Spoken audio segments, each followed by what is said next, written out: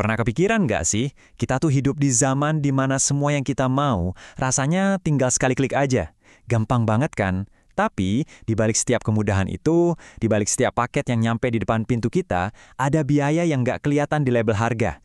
Nah, hari ini kita bakal coba telusuri jejak dari kebiasaan kita. Dan ngebongkar apa itu yang namanya konsumsi berlebihan. Coba deh kita jujur sama diri sendiri. Hayo ngaku, mungkin sepatu model terbaru yang lagi viral di mana-mana, atau gadget yang semua orang lagi omongin, atau bahkan mungkin sesederhana kopi kekinian, kayaknya kita semua pernah deh di posisi itu, ikut-ikutan arus tren tanpa benar-benar nanya ke diri sendiri, bentar, gue beneran butuh ini nggak sih? Dan disitulah jebakannya.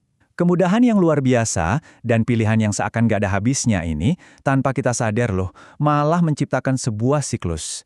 Siklus yang emang nyaman banget, tapi ternyata konsekuensinya jauh lebih besar dari yang kita bayangin. Yuk kita bedah jebakan ini satu persatu. Oke, di bagian pertama ini kita bakal fokus ke jebakan konsumsi itu sendiri. Kita bakal coba pahami apa sih sebenarnya yang kita hadapi, dan yang paling penting, kenapa kok kita gampang banget ya terperangkap dalam siklus beli, beli, dan beli lebih dari yang kita butuhin. Jadi, apa sih sebenarnya konsumsi berlebihan itu? Ini bukan cuma soal numpuk-numpuk barang loh. Intinya tuh ada di jurang antara apa yang kita inginkan sama apa yang benar-benar kita butuhkan. Ini tuh soal pembelian yang lebih banyak dipicu sama dorongan sesaat, bukan karena pertimbangan yang matang. Dan contohnya tuh ada di sekitar kita setiap hari. Coba aja lihat lemari kita, sering kan penuh sama baju-baju yang dibeli cuma karena lagi ngetren aja. Atau kulkas kita, yang isinya sering banget berakhir jadi sampah makanan. Bahkan tumpukan kantong plastik sekali pakai habis kita belanja. Nah, semua ini adalah wujud nyata dari konsumsi berlebihan. Nah, kalau kita udah tahu apa itu konsumsi berlebihan, sekarang pertanyaannya, kenapa ini jadi masalah besar? Di bagian kedua ini, kita bakal ngebahas dampak konsumsi. Kita bakal lihat konsekuensi yang sering kali nggak kelihatan dari setiap pilihan belanja yang kita buat. Dampak yang paling kelihatan mata, ya ini, sampah. Ada hubungan sebab akibat yang nggak bisa dihindari. Makin banyak kita beli, ya, makin banyak juga yang kita buang. Setiap barang itu pada akhirnya bakal jadi sampah, numpuk di TPA, dan perlahan-lahan meracuni tanah dan air kita. Terus, ada lagi nih, dampaknya ke sumber daya alam. Coba bayangin, setiap produk yang kita pegang, mau itu ponsel, selembar kaos, apapun, itu butuh bahan baku dari alam buat dibikin. Butuh air, mineral, kayu, energi. Pas kita konsumsi berlebihan, sebenarnya kita tuh lagi ngebut mempercepat pengurasan sumber daya planet kita yang jumlahnya terbatas. Dan yang terakhir, polusi. Ini tuh kayak lingkaran setan yang serem banget. Mulai dari asap pabrik waktu produksi, emisi dari kapal-kapal yang angkut barang, sampai sampahnya sendiri yang berakhir di lautan.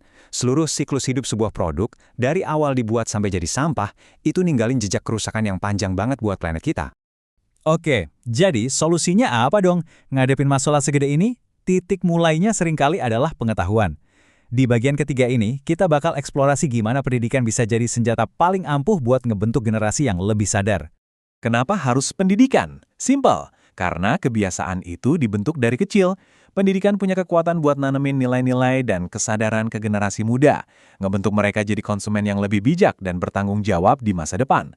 Ini tuh investasi jangka panjang buat bumi kita. Jadi, pendidikan ini tuh kerjanya lewat 3 tahap kunci.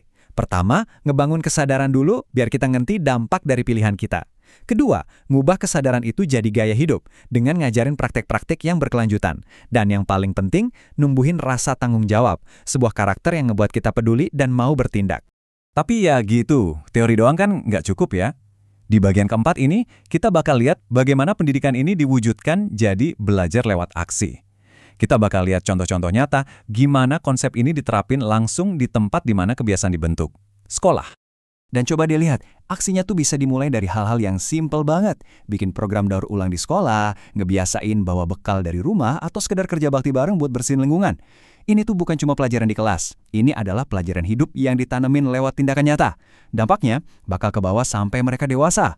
Nah, kita udah ngebahas masalahnya, dampaknya, sampai solusinya.